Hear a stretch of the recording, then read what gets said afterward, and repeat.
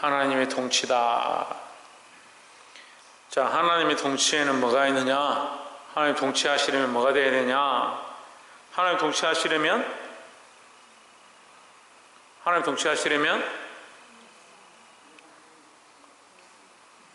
예수 그리스도가 왕이 되어야 합니다. 네, 하나님의 통치는 예수 그리스도가 왕이 될 때에 이루어지는 겁니다. 그래서 하나님이 우리 안에 통치하시고 우리 안에 역사하심은 우리가 예수 그리스도를 왕으로 삼을 때에, 예수 그리스도를 섬길 때에 이루어지는 것입니다. 교회도 하나님의 통치가 이루어지려면 예수 그리스도가 머리 되는 역사가 나타나야 된다라는 거죠. 그래서 예수 그리스도의 이 왕권, 예수 그리스도의 왕 되심을 회복하시기를 주의 이름으로 축원합니다. 다시 말하면 예수 그리스도의 왕권이 없어서 안 되는 게 아니라 예수 그리스도의 그 왕권을 내가 인정하지 않고 내 마음대로 살기 때문에 하나님의 통치가 우리 안에 없다. 그래서 그리스도의 왕 되심을 우리가 인정하고 그 앞에 나아가야 된다라는 겁니다. 3장 1절에 다윗이 헤브론에서 낳은 아들들이 이러하니, 맏아들은 암논이라 이스라엘 여인 아히노암의 소생이요, 둘째는 다니엘이라 갈멜 여인 아비가일의 소생이요 했습니다. 자, 이 다윗에게 이 아내들이 있었는데 성경에 기록이 안 된 사람이 있습니다. 여기 지금 역대상에 기록 안 된 아내가 있습니다. 여인이 있습니다. 누굽니까? 미갈이 없죠. 우리가 잘 알고 있는 다윗의 첫 번째 부인인 미갈이 등장하지 않습니다. 왜 등장하지 않느냐? 미갈은 저주를 받아서 자식을 낳지 못합니다. 그래서 이 족보에 기록될 수가 없는 거예요. 누구는 누구 낳고 누구를 통해서 자식이 낳고 이렇게 해야 되는데, 다윗이 헤브론에서 낳은 아들들은 이러하니 했는데 미갈의 아들들은 없다는 거죠. 그러니까 이것은 뭐냐면 다윗과 함께 그 나라를 통치할 권세를 얻을 그 여인이 그 이름이 빼앗긴 바 되어, 그 자리를 빼앗긴 바 되었다. 우리가 그리스도와 함께 하나님 나라를 상속받게 되고 하나님 나라에 들어가게 되는데, 우리가 지혜로운 처녀가 되어서 예수 그리스도를 왕으로 모시고 예수 그리스도를 남편으로 모시고 믿음으로 나아갈 때 이 축복을 받게 되는데, 자꾸 내가 주인 되면 어떻게 됩니까? 미갈이 결국 뭐가 문제였냐? 다윗의 머리 위에 꼭대기에 올라가 있는 거예요. 다윗이 비웃습니다. 내 주인이 얼마나 지혜로운지 백성들 앞에서 그 속을 다 드러냈다. 그렇게 얘기합니다. 미갈이 보는 것은 백성들 앞에 있지만 다윗은 누구 앞에 있었느냐? 하나님 앞에 있었습니다. 그러니까 미갈의 눈에는 하나님 안 보이는 거죠. 우리가 하나님의 관점, 하나님 바라보는 관점들을 회복해야 될 줄 믿습니다. 그래서 우리가 이 3장에서 세 가지 그리스도의 모양을, 그리스도의 왕권의 모양을 우리가 보기를 원하는데, 첫 번째는 다윗의 왕이다. 다윗이 이스라엘의 왕이 되었습니다. 다윗으로 말미암아 이제 왕권이 이스라엘에 주어졌습니다. 지금까지는 하나님의 신정 시대가 있었는데 다윗이 왕이 되면서 왕정 시대가 일어났습니다. 그 앞에 사울이 있었지만 사울은 하나님 세우신 왕이 아니죠. 백성들이 원해서 세운 왕이고, 다윗은 하나님께서 그 마음에 합한 자, 하나님께서 세우신 자다. 그래서 다윗은 누구를 예표합니까? 예수 그리스도를 예표합니다. 그럼 다윗의 무엇이 예수 그리스도를 예표하느냐? 왕권이 예수 그리스도를 예표하는 겁니다. 그래서 예수 그리스도는 다윗의 왕권을 이어받은 자, 이렇게 얘기하는 거예요. 그리고 예수 그리스도가 어떤 권세로 오느냐? 왕의 권세로 온다. 왕의 권세로. 그래서 다윗을 통하여 예수 그리스도가 나게 하시는데, 그가 어느 혈통이냐? 왕의 혈통이다. 물론 그 육체적인 피는 연결되지 않았지만 왕의 권위를 이어받는다. 더 나아가서 세상의 왕이 아니고 영적인 주권자시고 온 우주의 왕이시다라는 거죠. 그래서 우리는 뭘 회복해야 되느냐? 이 예수 그리스도의 왕권을 우리가 인정하고 예수 그리스도의 왕 되심을 우리 안에 회복해야 될 줄 믿습니다. 많은 사람들이 자기 삶의 자기 주인이 되어서 자기를 위해서 살아갑니다. 누가 왕이 아니냐? 예수 그리스도가 왕이 아니고 누가 왕이 되냐? 내가 왕이 됐대. 많은 왕들이 나오지만 어떤 이는 종교 개혁을 일으키고, 어떤 이는 정말 믿음으로 살고, 어떤 이는 그 조상이 행한 대로 악하게 행하다가 멸망하기도 합니다. 뭐가 문제입니까? 다 각자 자기 속에 오른 대로 하는데 누구를 왕으로 섬기고 누구를 기쁘시게 하느냐? 옆에서 한번 보시죠. 우리는 누구를 기쁘시게 하는가요? 누구를 기쁘시게 하기 위해서 하느냐? 내가 좋아하는 것, 내가 즐겨하는 것, 내가 기뻐하는 것, 그렇게 하고 있다면 이것은 그리스도의 왕권을 우리가 상실해 가고 있는 겁니다. 예수 그리스도를 기쁘시게 하는 것, 예수 그리스도를 왕으로 삼는 것, 오직 예수 다른 이름 없네 찬양할 때 그 찬양의 의미가 뭐냐? 다른 이름이 내 안에 없다. 내 안에 내가 박한윤이지만 내 이름이 아니라 예수 그리스도의 이름이 내 안에 있다. 나는 누구의 이름을 위해 사느냐? 예수 그리스도의 이름을 위해 싸운다.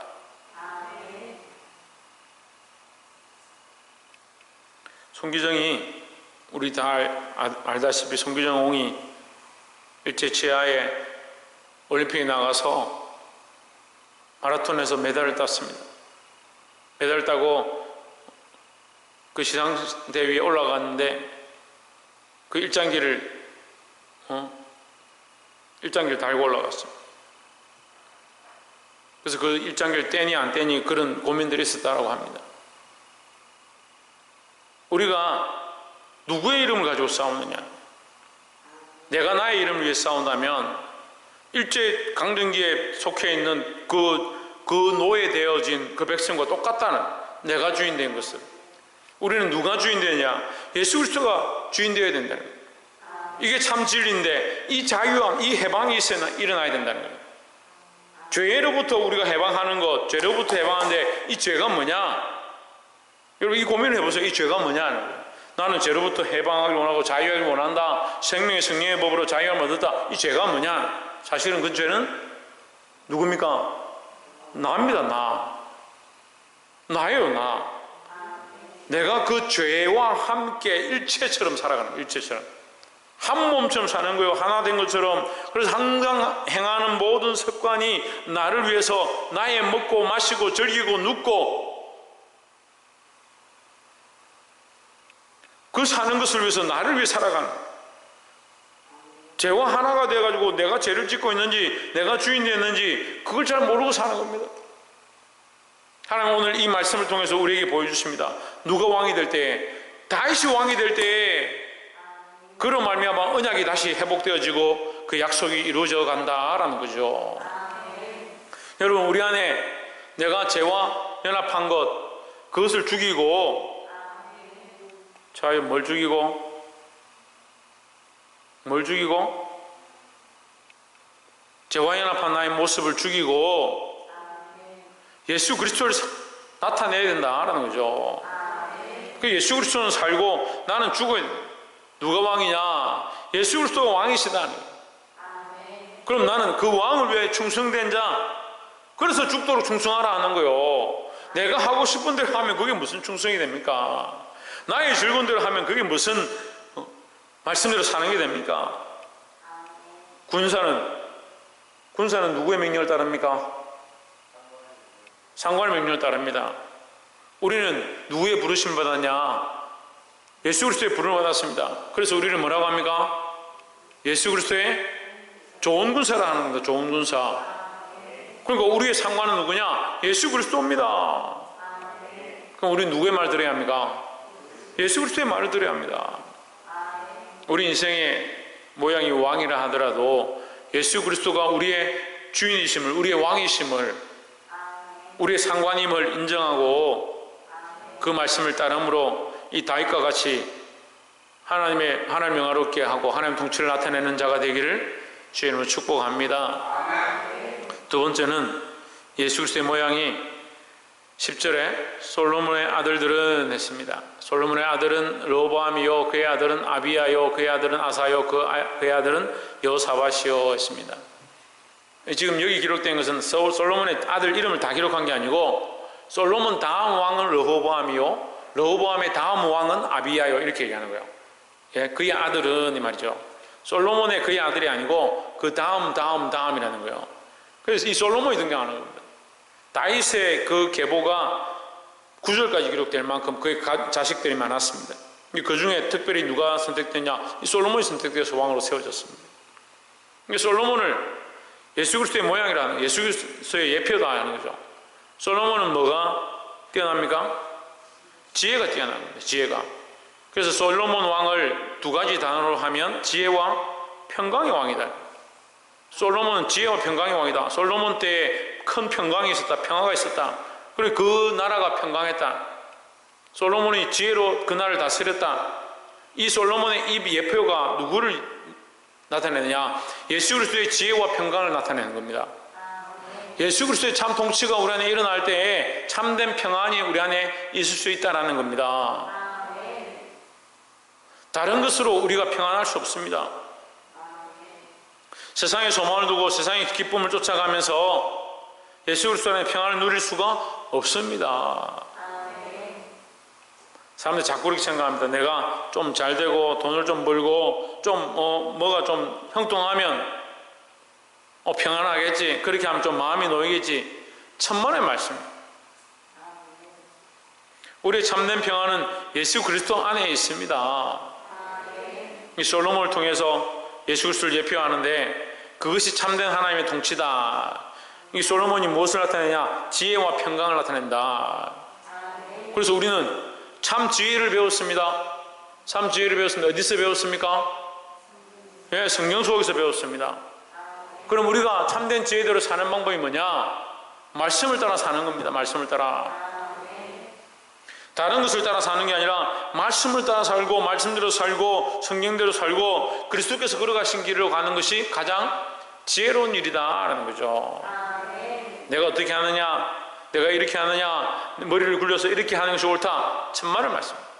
말씀을 따라 살아야 하고 예수 그리스도를 따라 살아야 하고. 그럼 이렇게 얘기하죠. 목사님, 말씀을 따라 살면 우리가 뭐하라 기도합니까? 물론 말씀 속에 다 있습니다. 문제는 뭘까요? 그 말씀을 어디에 써야 될지, 이러할 때에 어떤 말씀을 따라가야 될지 그걸 모르는 겁니다. 그걸 뭐라고 합니까? 그걸 지혜라고 하는 거예요. 아무리 머리가 똑똑하고 공식을 다 배우고 있어도 그 공식을 그 문제에 대입하지 못하면 쓸 수가 없는 거예요. 이 아이들이 공식을 잘 외우는 아이들이 있습니다. 공식을 잘 외우는 것은 머리가 좋은 거예요. 그런데 그것을 이 예제에, 이 문제에 적용을 해서 여기에 나오는 이 문제가 어느 빌딩에서 빌딩 5층에서 물건을 떨어뜨렸는데 그것이 바닥까지 도달하는데 이 무게는 질량은 얼마이고 그것이 도착하는데 얼마 걸리고 그럼 A는 뭐고 B는 뭐고 길이는 얼마고 질량은 뭐고 이것을 어디 공식에 대입할 거냐? 할 줄 모른다. 그러면 공식을 다 외우고 있으면 뭐 하냐고요? 대입할 줄 모르는데. 박창님 뭐 할 줄 모르면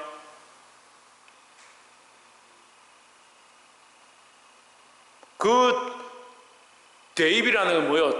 적용할 줄 모르면, 하나님 말씀을 내 삶에 적용할 줄 모르면, 그래서 기도하는 거예요. 성령의 인도하심을 통하여 우리가 깨닫게 해달라고, 성령의 조명하심을 달라고, 어떠한 때에 어떠한 말씀대로 살아야 하며 어떠한 때에 어떠한 방법으로 걸어가야 될지 성령님 도와주십시오. 그걸 기도하는 거예요. 그래서 솔로몬 앞에도 솔로몬 뒤에도 그런 왕이 없다. 하나님 말씀을 밝히 알아서 지혜롭게 통치한 자가 없다. 우리에게 이런 지혜가 필요하다라는 거죠. 무엇을 하느냐? 하나님 주신 지혜로 하는 겁니다. 하나님 주신 지혜로. 이 솔로몬이 그리스도의 모양을 예표하는 것처럼 우리도 또한 이 모습을 본받아서 말씀대로 살아가고 참된 평강을 그리스도 안에서 누리시기를 주의 이름으로 축복합니다. 아멘.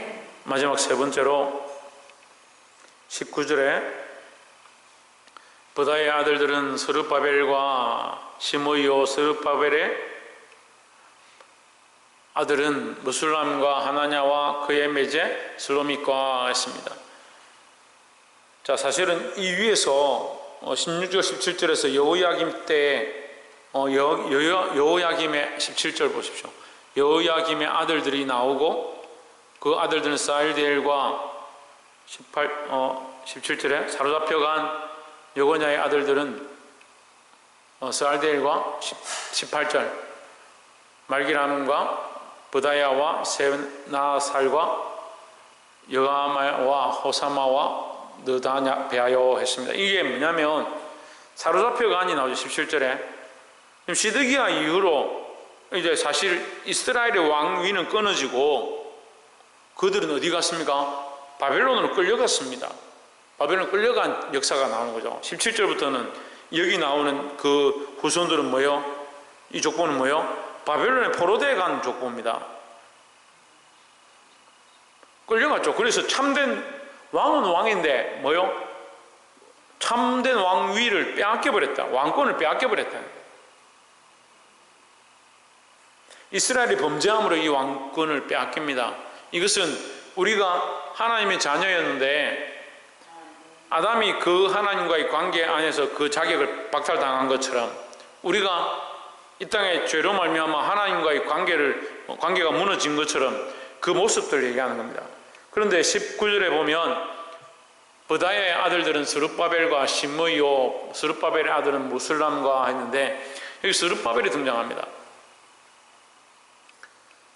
스가랴 4장에 보시면 이 스룹바벨은 뭐 하느냐, 이 스룹바벨을 통해서 성전을 재건하는 겁니다. 성전을 다시 세우게 하는 일을 스룹바벨을 통해서 하는 겁니다.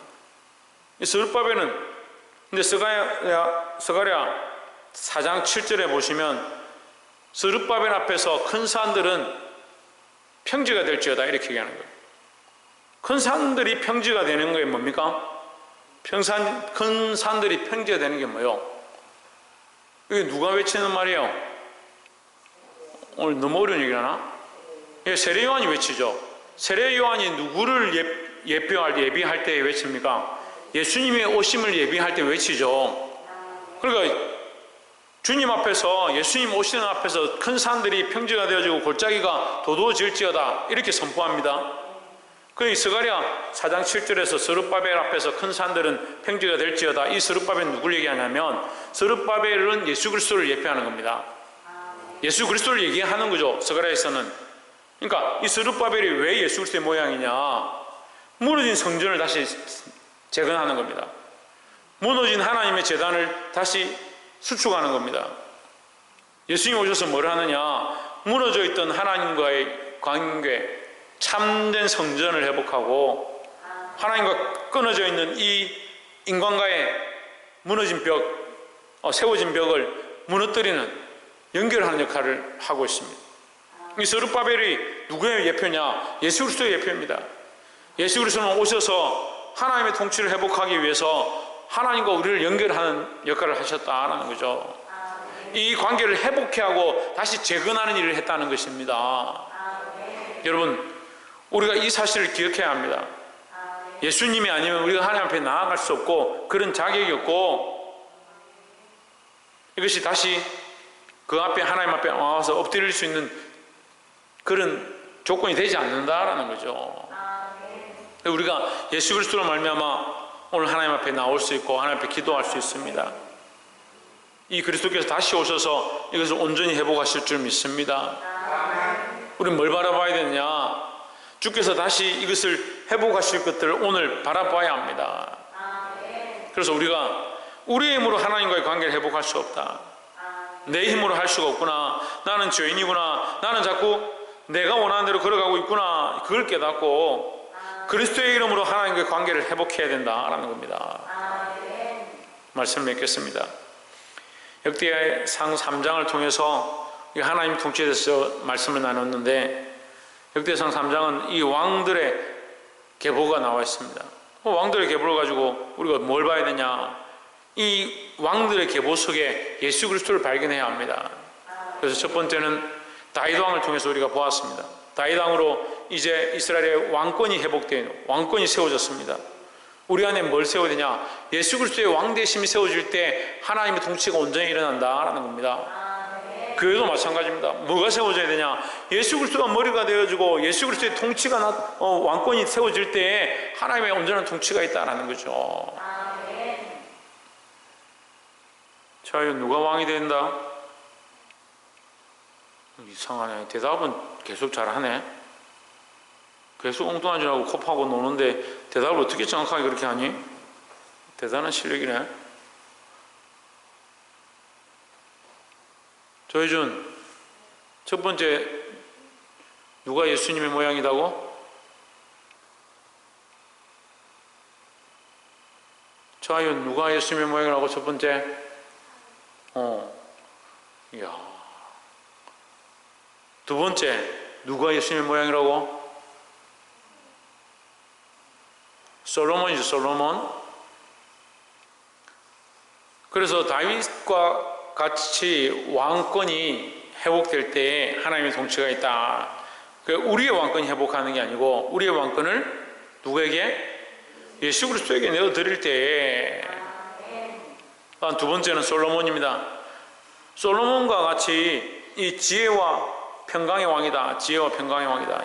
이 솔로몬은 예수 그리스도를 예표하는데 지혜와 평강의 왕이다. 우리는 우리 생각대로 하는 게 아니고 이 지혜를 따라. 이 지혜는 뭐라고 했습니까? 말씀이랬죠. 말씀을 어떻게 적용하느냐? 말씀대로 따라 살고 말씀이 조명한 대로 걸어가는 것이 우리에게 참된 평강이다. 내 뜻대로 살아서 뭐가 안 되면 하나님 원망하고 잘 되면 평안하네. 그건 평강이 아니죠. 평강은 예수 그리스도 안에 있는 것이 평강입니다. 그럼 우리는 뭘 따라 사냐? 말씀을 따라 삽니다. 그래서 아까 말씀드렸습니다. 말씀을 따라 살려면 뭐 해야 된다? 말씀을 따라 살려면 뭐 해야 된다? 그렇지, 기도해야 된다. 왜 기도해야 되냐? 왜 기도해야 됩니까? 예? 홍준은 왜 기도해야 됩니까? 말씀을 따라 살려면 왜 기도해야 됩니까? 뭘 적용해야 될지 보게 해달라고. 그거 누가 하신다고? 성령이 하신다고. 성령이 조명하신다고. 성령이 조명하신다고. 그래서 이게 제가 시간이 더 있으면 더 설명하겠지만 조명해 주는 것을 적용할 수 있는 게 지혜입니다. 우리가 공식을 외워도 그 문제에 대입할 수 없으면 이게 지혜 없는 자와 같은 것처럼 우리가 하나님의 말씀을 다 알아도 성령이 조명해 주시는 그것을 그때에 맞게 합당하게 적용할 수 있는 것이 지혜입니다. 그래서 세상의 지혜와 달라요. 성령께서 조명해 주셔야 돼요. 성령께서 가르쳐 주셔야 돼요. 그래서 뭐가 필요합니까? 기도를 통해서 성령의 인도함을 받는 거예요. 마지막은 스룹바벨이라 했습니다. 스룹바벨은 성전을 재건한 자다. 다시 세운 자다 했습니다. 우리는 이 스룹바벨의 모양을 알아서 어떻게 되냐? 하나님과의 관계를 회복해야 된다. 누굴 통해서? 예수 그리스도를 통해서 하나님과의 관계를 회복해야 된다. 예수 그리스도의 이름으로 우리 죄사함을 받고 하나님 앞에 또 엎드려 회개하고 기도하고 예수 그리스도를 통해서 하나님 앞에 나아가고 예배해야 된다라는 거죠. 그렇게 함으로 하나님과의 관계가 회복될 수 있다라는 겁니다. 사랑하는 성도 여러분, 오늘 이 역대상 말씀에 기록되어져 있는 이 왕들의 이름과 같이 우리가 예수 그리스도의 왕되심을 인정함으로 말미암아 하나님의 온전한 통치를 받게 되고 그 통치 안에 승리하게 되는 저와 여러분의 삶이 되어지기를 주의 이름으로 축복합니다. 기도하겠습니다.